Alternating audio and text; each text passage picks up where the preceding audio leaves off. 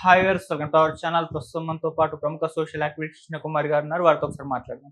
నమస్కారం మేడం. నమస్తే మేడం, నిన్న అల్లు అర్జున్ గారు అరెస్ట్ అవ్వడం, ఇవాళ మార్నింగ్ బెయిల్ మీద రిలీజ్ అవ్వడం, ఈ రెండింటి మధ్యన ఎన్ని నాటకీయ పరిణామాలు చోటు చేసుకున్నాయో మనందరికీ తెలిసిందే.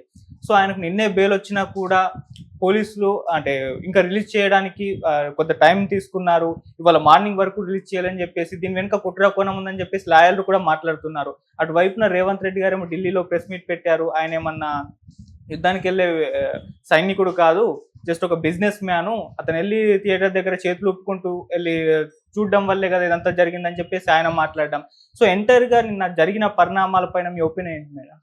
ఇప్పుడు లాయర్లు ఎలా అంటున్నారు అంటే నేను కొంచెం ఆశ్చర్యపోతున్నా.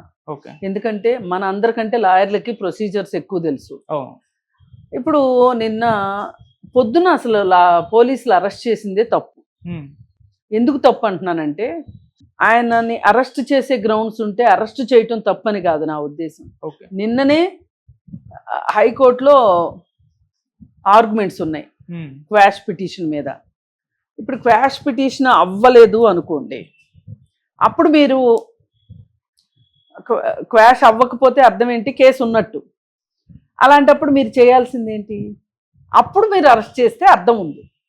కానీ ఓ పక్కన దాని ప్రొసీజర్ అదే, మీ ప్రొసీజర్ మీదే అన్నట్లు, ఏదో కొంపలంటూ పోతున్నట్లు, నిన్న మనం అనుకున్నట్లు దావూద్ ఇబ్రహీంనో కసబ్ను అరెస్ట్ చేసినట్టు పొద్దున్నే ఇంటికి వెళ్ళిపోయి బెడ్రూమ్లోకి వెళ్ళిపోయి బాత్రూంలోకి వెళ్ళిపోయి ఉన్న పళంగా తీసుకుని రావటం వెనక కుట్రకోణం ఉంది అన్నగాని పోలీసులు అత్యుత్సాహం ఉంది. ఎందుకంటే అసలు చేయాల్సినప్పుడు చేయలా డ్యూటీ.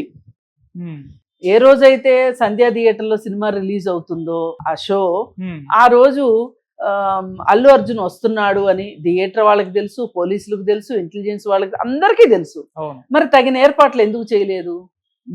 మీ వైఫల్యాన్ని కప్పిపుచ్చుకోవటానికి నిన్న మనం అనుకున్నాం కదా, ప్రభుత్వాన్ని, ఇంటెలిజెన్స్ది, పోలీసులది, అసలు రాత్రిపూట షో వేసుకుంటామని అడిగిన వేళది. అసలు వాళ్ళు అడుగుతారు, వాళ్ళ ఆశకి ఎన్నో అడుగుతారు, మీరు ఇచ్చేస్తారా?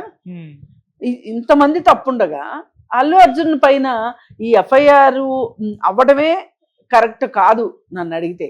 ఎందుకంటే అతను చెప్పే వచ్చాడు, మీరేమన్నా రావద్దని చెప్పారా? ఇప్పుడు కొన్నిసార్లు కొంతమంది బయటకు వస్తే గొడవలు అవుతాయి అనుకున్నప్పుడు హౌస్ అరెస్ట్ చేస్తారు. చేసి మీరు ఇంట్లోనే ఉండండి, మీరు బయటికి రావద్దు, మీరు బయటకు వస్తే కరెక్ట్ కాదు అంటే వాళ్ళు చచ్చినట్టు ఇంట్లో ఉంటారు. మీరు అలాంటి ఏమీ చెప్పకోకుండా ఆయన బయటకు వచ్చిన తర్వాత అక్కడ ఏం చేయాలో మీరు చేయకోకుండా ఏం చేశారు? చేతులు కాలిన తర్వాత ఆకులు పట్టుకున్నారు. ఏదో అన్నట్లు ఐవారం చేయబోతే కోత అయింది అన్నట్లు అయింది. అవును. మరి ఇలా అయినప్పుడు సరే నిన్న అరెస్ట్ చేసి తీసుకెళ్లారు గబగబా చిక్కడపల్లి పోలీస్ స్టేషన్ నుంచి గాంధీ హాస్పిటల్ తీసుకెళ్లారు, గాంధీ నుంచి నాంపల్లి కోర్టుకు తీసుకెళ్లారు, 14 రోజులు రిమాండు, వెంటనే మీరు చెంచల్గూడ జైలుకి తీసుకెళ్లారు. సరే తీసుకెళ్ళి అక్కడ పెట్టిన తర్వాత ఈలోపు ఇక్కడ ఇది వచ్చేసింది, ఆయనకి మధ్యంతర బెయిల్ వచ్చింది. పై కోర్టు ఆదేశాలు కింద కోర్టులు పాటించాలి కాబట్టి ఇదంతా అయ్యేసరికి 4 నుంచి 5 దాకా పట్టింది. ఆ టైంలో వాళ్ళని బాండ్లు అవన్నీ సమకూర్చుకోవటం అదంతా టైం పడుతుంది. పర్టికులర్ టైం లోపలే అక్కడికి తీసుకెళ్ళకపోతే అవన్నీ చూపించి ఆర్డర్ తీసుకొని జైలుకి వెళ్తే తప్పితే జైల్లో రిలీజ్ చేయరు. ఇవన్నీ ఏంటి ప్రొసీజర్స్ ప్రకారం ఉంటాయి.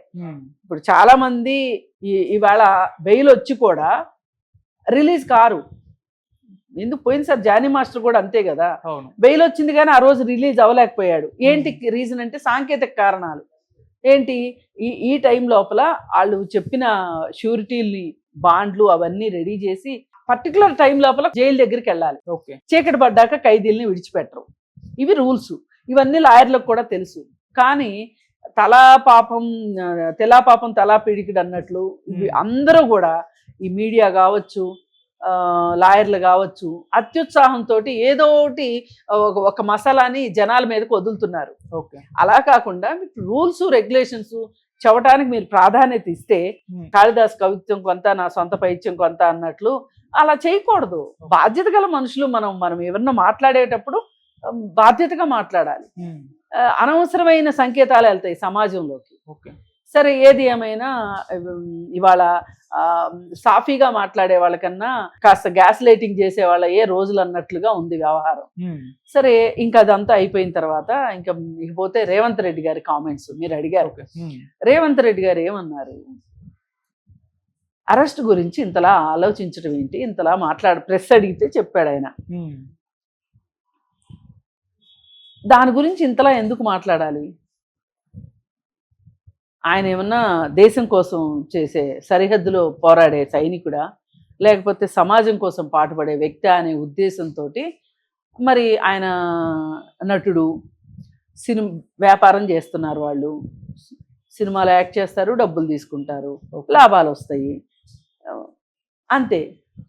అలాగే ఇప్పుడు ఒక రియల్ ఎస్టేట్ వ్యాపారం ఉంటాడు, పొలం తీసుకుంటాడు, ప్లాట్లు వేస్తాడు, అమ్ముతాడు, లాభాలు తీసుకుంటాడు, అది వాళ్ళ వ్యాపారం. ఓకే, దాని గురించి మనం మాట్లాడుకోవడం ఏంటి? పైగా ఇంకొకటి, ఈ షోలు వీటి వల్ల ఈ డబ్బులు ఏమన్నా ఒక్కొక్కసారి ఏం చేస్తారంటే సినిమా వాళ్ళు టికెట్లు అమ్ముకోండి మీరు అని ఎవరన్నా ఏదైనా చారిటీ వాళ్ళకి బెనిఫిట్ షో కింద ఇస్తారు, ఇచ్చి టికెట్లు ఆ వచ్చిన డబ్బంతా వాళ్ళనే తీసుకోమంటారు. అలాంటి కార్యక్రమం ఇదేమన్నా కాదు కదా. పైగా అల్లు అర్జున్ అరెస్ట్ చేయటం కరెక్ట్ కాదు అని చెప్పి రేవంత్ రెడ్డి గారు ఎలా మాట్లాడతాడు? ఎవరు మాట్లాడతారు దాన్ని? కోర్టు చెప్పాలి. రేవంత్ రెడ్డి గారు ఎట్లా చెప్తాడు? చట్టం తన పని తాను చూసుకుంటుందని మాత్రమే చెప్పగలడు. చట్టం అంటే ఎవరు ఇక్కడ? కోర్టు. కోర్టు చెప్పింది కదా.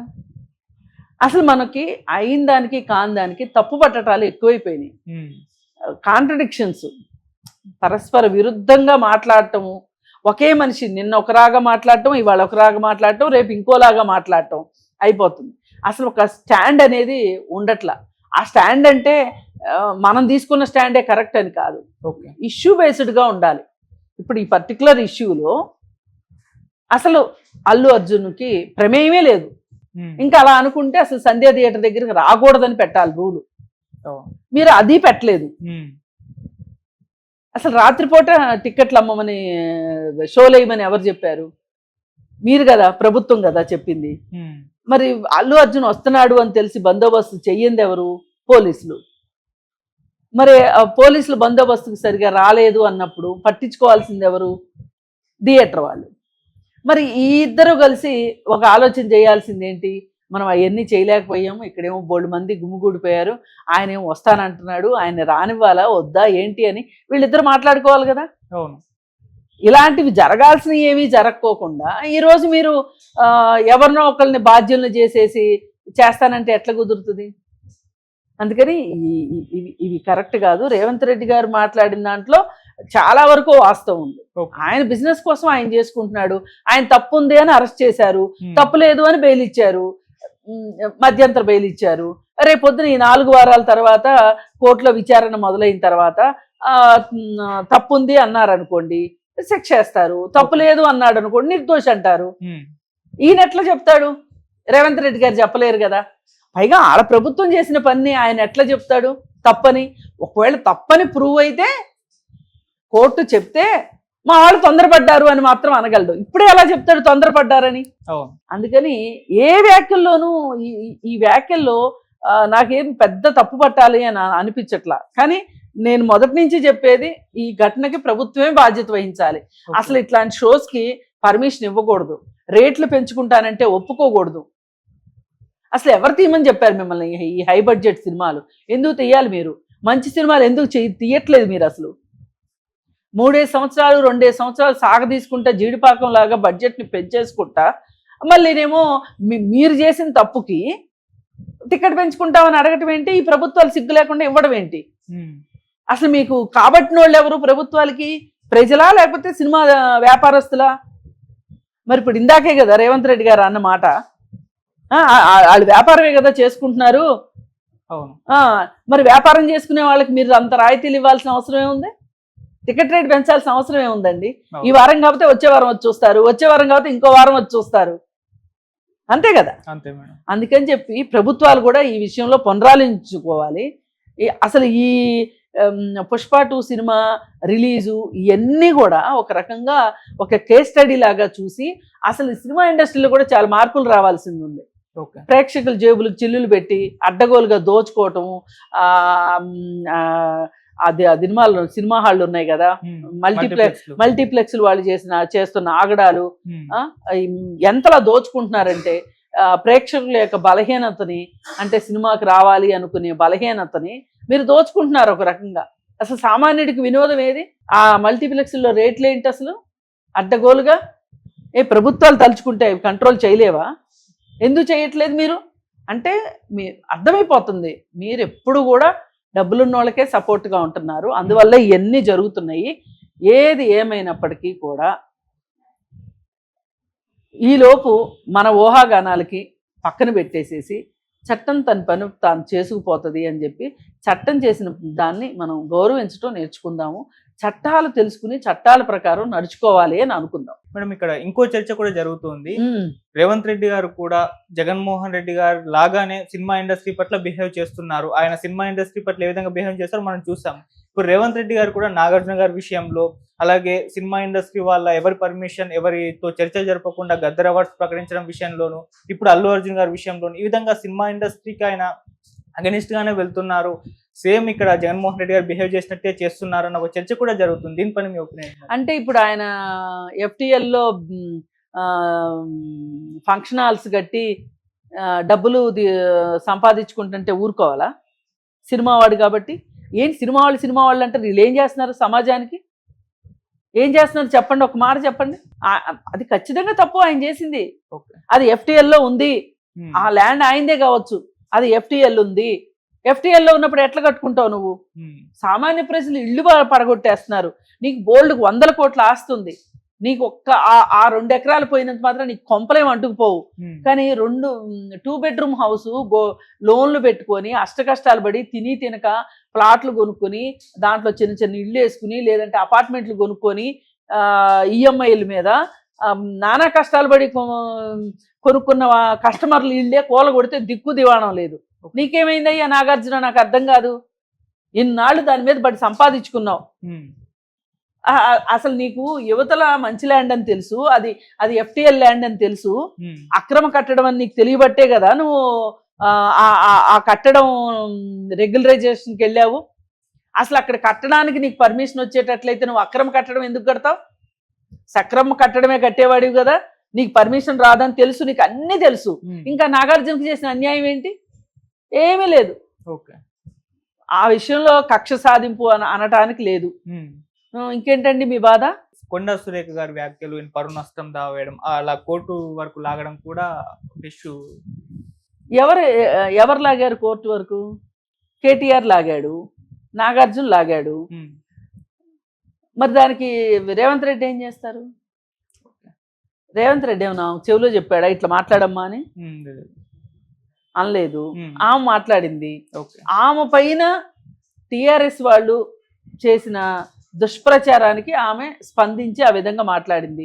పైగా ఆవిడ చెప్పింది, నేను ఏదో బాధలో కోపంలో నేను ఎవరినో అనాలనుకుని మిమ్మల్ని అనవసరంగా లాక్కొచ్చాను, దీంట్లో నాకు పరువు పోయినప్పుడు నేను ఎంత బాధపడ్డానో మీరు కూడా అంతే బాధపడి ఉంటారని నేను అర్థం చేసుకున్నాను అని చెప్పి ఆవిడ చెప్పింది.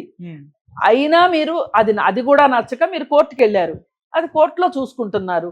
ఇంకా దాని గురించి రేవంత్ రెడ్డి ఏం చేస్తాడు? ఏం చేయటానికి లేదు. అందుకని ఆయన ఏదో చేసేస్తున్నాడు రేవంత్ రెడ్డి, సినిమా ఇండస్ట్రీని పట్టించుకోవట్లేదు. అసలు సినిమా ఇండస్ట్రీని పట్టించుకునేది ఏంటండి? కోట్లు మీరు సంపాదించుకుంటా, మల్టీప్లెక్స్లు కట్టి డబ్బులు సంపాదించుకుంటా, అక్కడ టిక్కెట్ల రేట్లు పెంచుకుంటా,